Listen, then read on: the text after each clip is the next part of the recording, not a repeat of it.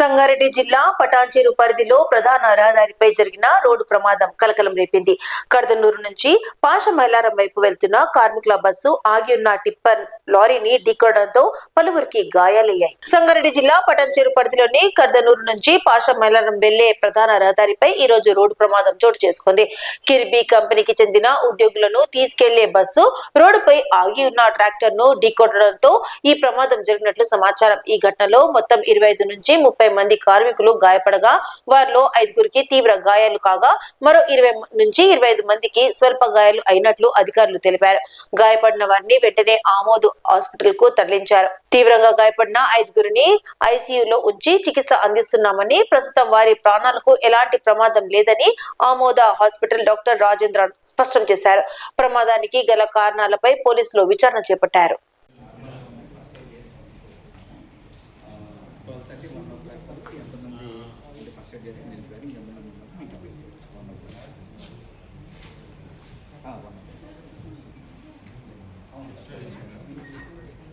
Fine.